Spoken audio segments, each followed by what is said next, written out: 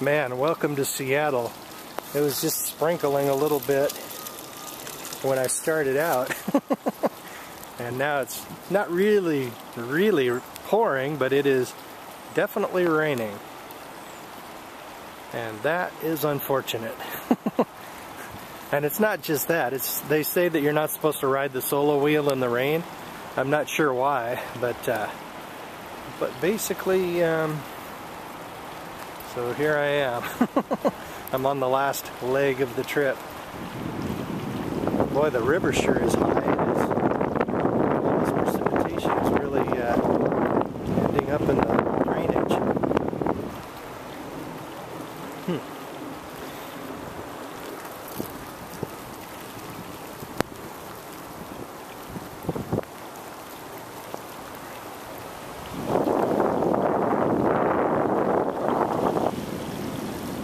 See all the moss on the trees? This is sort of a wet area.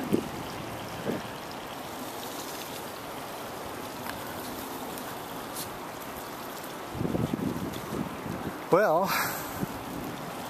I think, I'm not sure if you guys have heard about this, because it's sort of a different culture, but today is what they call, tonight is what they call the hour without power. And it's sort of made by a bunch of people who are like thinking that global warming is caused by carbon dioxide and stuff like that, and I am certainly not on board with that. Otherwise, why would the climatologists have to fake their data like this? And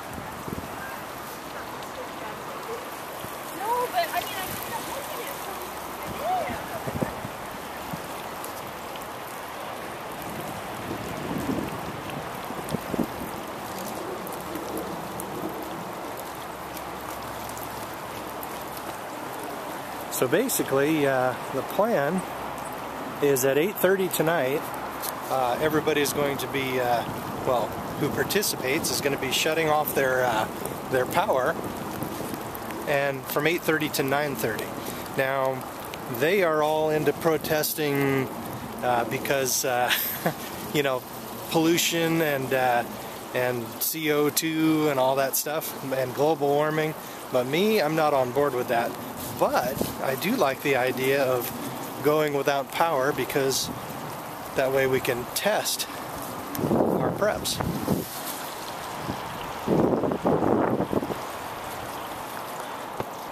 Morning. Everybody sure does look at you when you're riding this thing. So basically, I'm going to participate in the hour of power, not because of global warming, but because of in the future we are absolutely going to have times when we are without electricity. So today is a good day to pull out your oil lamps and see if they work. So that's what I'm going to do.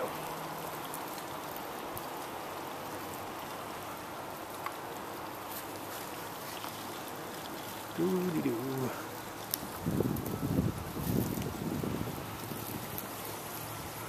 Let's see if I can handle that bump this time.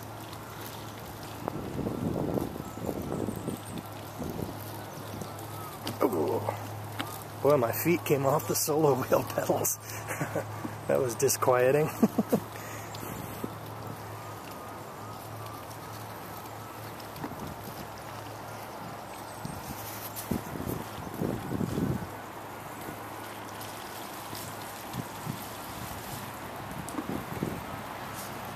Ah, good, the rain has slowed way down. It's just a drizzle now.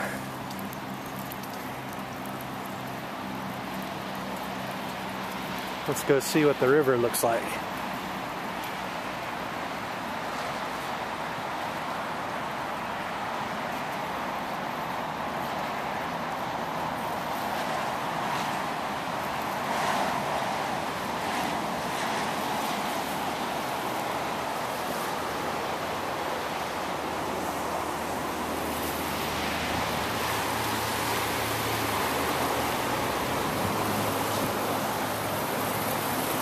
Yep, it's pretty wet. Thought about running into West Seattle to ride along Alki Point, but then I saw this rain and went, nah, let's not.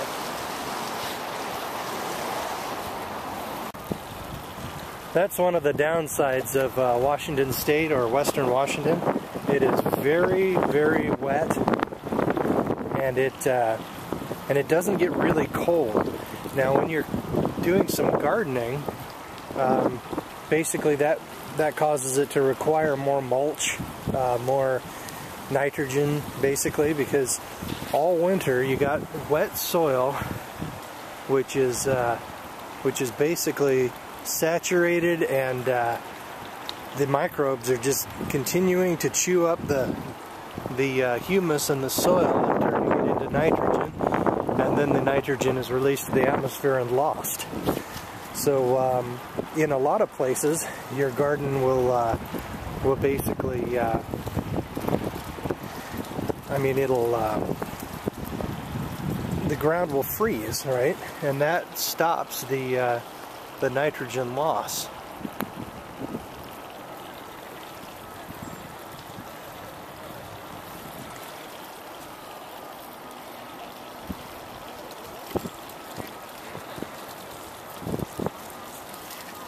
Morning. Morning.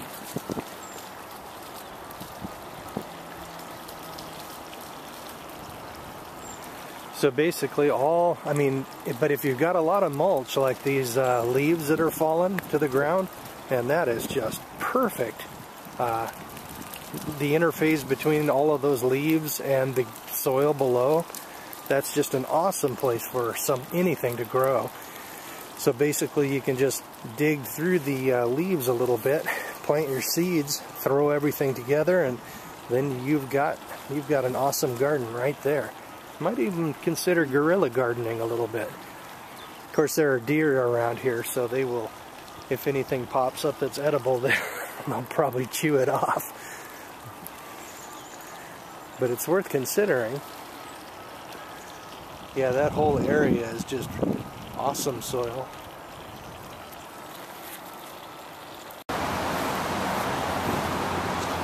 Finally, some shelter.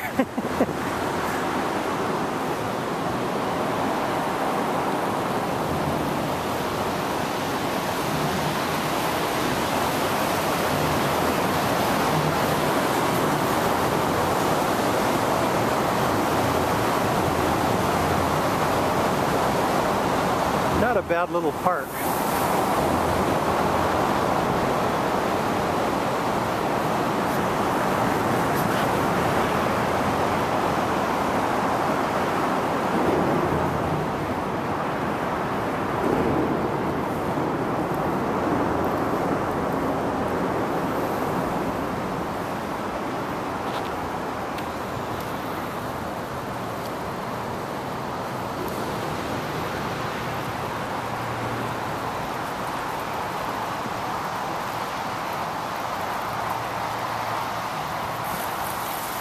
Oops, that's a big puddle. Have to ride slow through that.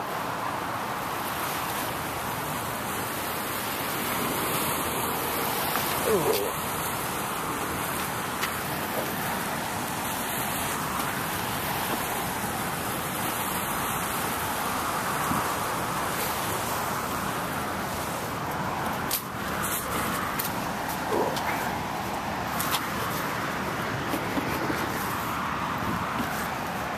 This thing's better when it's dry.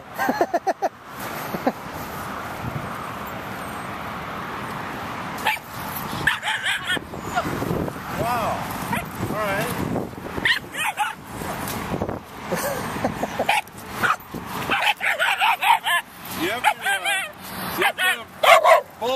able to do that the first time, I'll bet. That's why I'm wearing a helmet.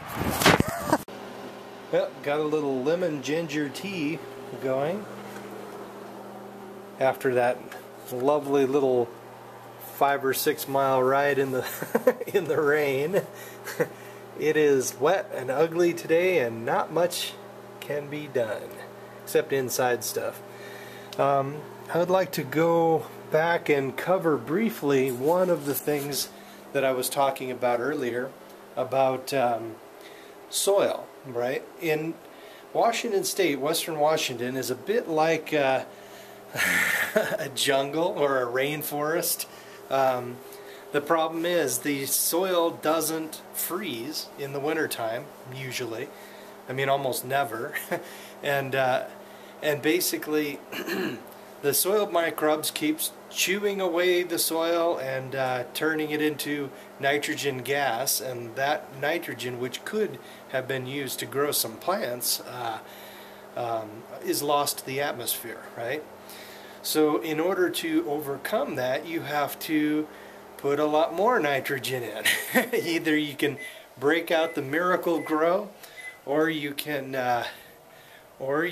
get creative.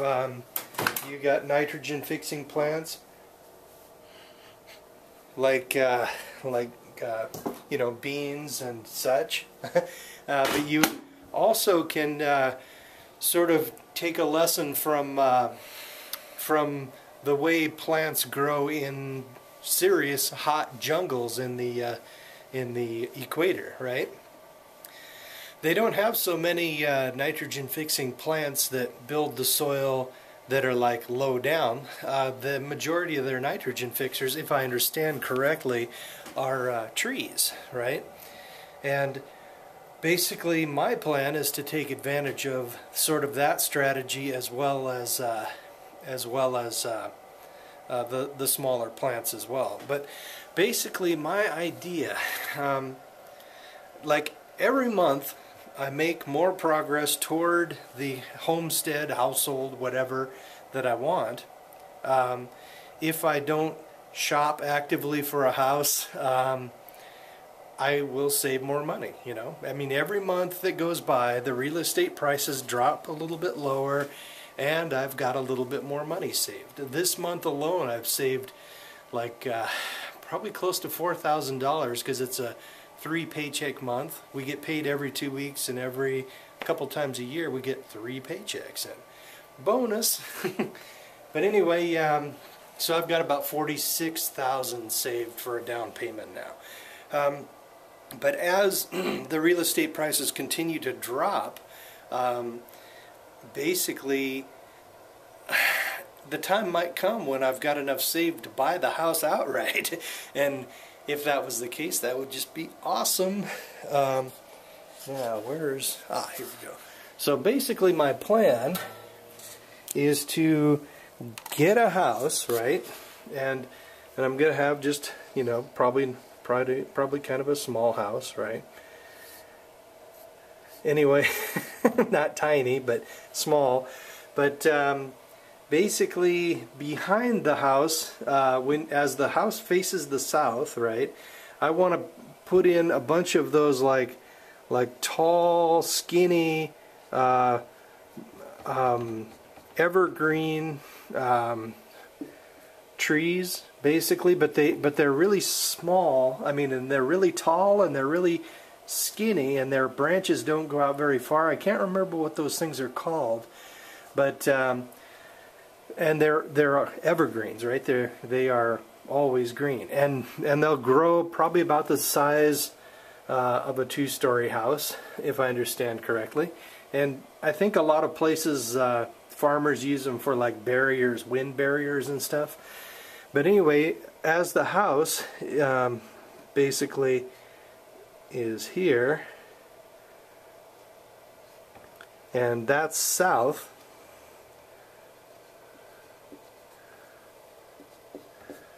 but basically what'll happen is these trees, right, they'll be on the north side,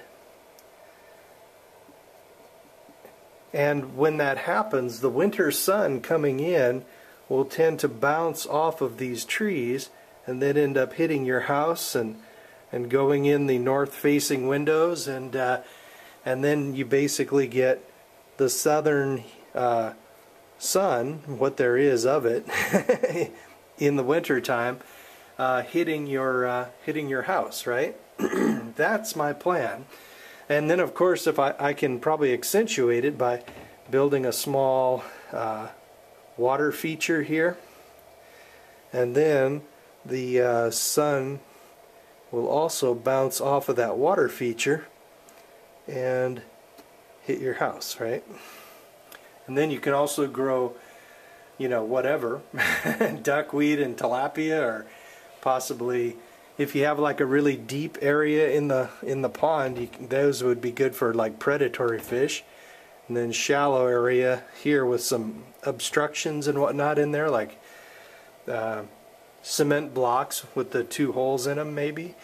The little fish can hide in there, and they can like eat little things like duckweed, and then your bigger fish can eat those. But I want to make sure it's got a liner and everything in it, because I don't want it to be considered a permanent water thing on the property. Otherwise the wetland police will come up and say, hey, that's a wetland. We're confiscating that. You can still live there, but if you let a fart wrong, we're going to be right here to write you a ticket. But anyway, so this will be like an obvious man-made water feature bouncing off, and then you basically get more solar gain both from the tree directly and from the water feature. Now, on the on the west side, however, of my house, we're looking at it from the south, right? There you got the trees over here. Okay. Now, and then of course you got a bunch of them back here. You got a whole wall of trees, and the sun comes down, bounces off these evergreen trees, hits your house, right? Then you got your water feature out front, like so. Big window for your indoor greenhouse. And then the neat thing, you see, the problem is in Western Washington and a lot of places is during 3 months of the year it is friggin' hot. It like reaches 80 degrees, and a creature of the ice like me, I'm a creature of ice and darkness. I can work in graveyard shifts, and I can work in the snow, and I'm whistling and happy as can be. But when it comes to heat, I suffer, and I get lethargic and slow and tired, and it's just not my thing. But basically on the west side will be my secret weapon for the hot weather, right? You got your, basically what these are nitrogen fixing alder trees, right? And you got more of them here, and basically on the west side of the house I want alder trees, and they are a big broad-leafed tree, and every year they fix nitrogen because they are a nitrogen, they got nodules just like a legume on their roots, and they pull nitrogen out of the air and add a few minerals from the soil, and then build all that leaf mass, and then in the wintertime they drop all of their leaves. You can rake them up and dump them right on your garden. You can even, in your water feature, you could even throw the leaves down, some leaves down in there, and they will break down, and they'll provide nitrogen for the aquatic plants. But basically in the summertime they will have a giant leaf canopy, and then you can handle the early morning sun and the noon sun, but when it gets to that hot afternoon sun, it'll just bake your house. But with those broadleaf trees, that would block that western sun. And you could even, depending on how hot it gets, you could even plant a couple of them out here, and they're more south, and they might even shade your house when it reaches like noon or so, right? But then they drop all of that nitrogen that they've been producing in leaf litter. You can rake it up, throw it on your garden, and then there's no leaves here. And then in the winter time you get the full solar gain, and even when the sun swings around to the west, even if it's like through clouds, you still get some of that sun, especially like ultraviolet and whatnot. But that turns into heat. It goes right past the trees with no leaves, and you get the solar gain. So that's my homestead that I want, and that's what I'm saving for every month. I'm saving a couple $1,000s a month, and I suspect I'll have another 40,000 within maybe another 30,000 by this time next year. That'll bump me up to about 90,000 that I can put down, and then I can possibly even buy my place outright with no mortgage. That's my ideal situation. Okay, well that's just one thing I wanted to cover as I was riding my solar wheel, but I just couldn't really get all that across. You needed a whiteboard and all that. So I guess that's it. Later.